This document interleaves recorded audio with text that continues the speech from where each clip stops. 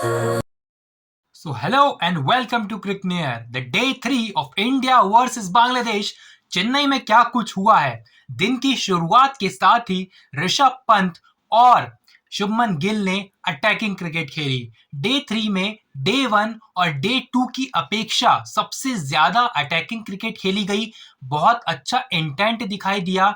भारतीय बल्लेबाजों में वो कॉन्फिडेंस दिखाई दिया जो कि बाकी 2 दिनों में नहीं नजर आया था। हालांकि भारत डे 3 के स्टंप्स के साथ जीत के कगार पर है, क्योंकि 4 विकेट ऑलरेडी लूज कर दिए हैं बांग्लादेश ने अपने। रविचंद्रन अश्विन ने लिए 3 विकेट, वहीं 1 विकेट मिली जसप्रीत बुमराह को। लेकिन सबसे जो बेहतरीन गेंदबाजी की थी इन एंड आउट, जो कि समझ ही नहीं आ रही थी बांग्लादेशी बल्लेबाजों के, वो थी आकाशदीप की, जिसकी बदौलत ही जसप्रीत बुमराह को वो विकेट मिली। आउटसाइड दी ऑफ स्टंप जा रही थी गेंद और एज लग की यशस्वी जायसवाल को वो कैच गया।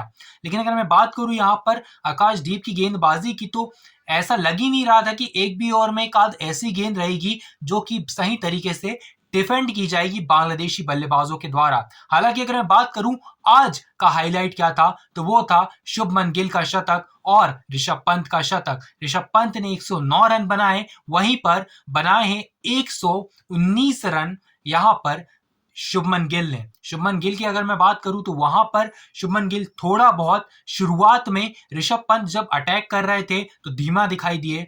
ऋषभ पंत जब अटैक कर रहे थे दूसरी साइड से थोड़ा बहुत टाइम बिता लिया था दोनों बल्लेबाजों ने, तो वहां पर शुभमन गिल भी अटैकिंग क्रिकेट खेल रहे थे। लेकिन जैसे ही ऋषभ पंत आउट हुए, फिर से शुभमन गिल ने अटैकिंग क्रिकेट खेलना थोड़ा सा बंद किया और वापस से जो अपनी क्लासिकल क्रिकेट है वो दिखाई, और शुभमन गिल ने अपना शतक पूरा किया। और इस शतक के साथ शुभमन गिल ने यहां पर चेन्नई में भी एक शतक लगाया टेस्ट क्रिकेट में। बांग्लादेश की अगर मैं बात करूं, तो उनकी जो गेंदबाजी थी ऋषभ पंत के अगेंस्ट और शुभमन गिल के अगेंस्ट उतनी कुछ खास दिखाई नहीं दी। हालांकि ऋषभ पंत का एक कैच भी छूटा और उसके बाद ऋषभ पंत ने वहां पर लॉफ्टेड ड्राइव्स, लॉफ्टेड शॉट्स, चाहे वो पीछे हो विकेट के या फिर विकेट के सामने हो, हर जगह पर पूरे ग्राउंड में शॉट्स खेले। चाहे वो स्क्वायर कट हो, चाहे वो लॉन्ग ऑन पर छक्का हो, चाहे वो लॉन्ग ऑफ पर खेलना हो, वो सारे शॉट्स लंबे लंबे छक्के ऋषभ पंत ने स्पिनर्स को मारे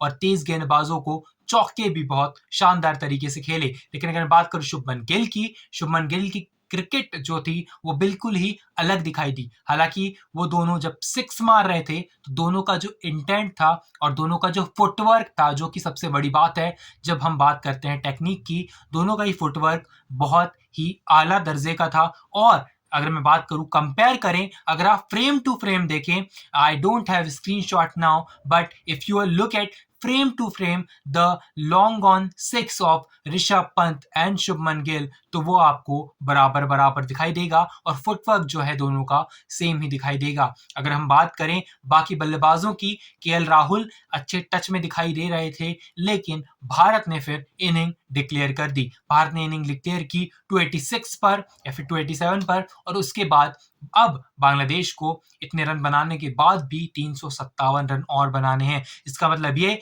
कि चौथे दिन जब भारत खेलने उतरेगा, तो शायद दोपहर के 12 बजे तक ये गेम खत्म हो चुका होगा और भारतीय टीम इस पहले टेस्ट को जीत गई होगी। आपको ये टीम देखकर लगता है कैसे पाकिस्तान की क्रिकेट टीम टेस्ट क्रिकेट में बांग्लादेश से हार गई? क्योंकि इतना भी बहुत आला दर्जे का क्रिकेट यहां पर दिखाई नहीं दिया है बांग्लादेश के द्वारा। और बांग्लादेश की गेंदबाजी भले ही अच्छी रही हो, लेकिन बल्लेबाजी बहुत ही खस्ता।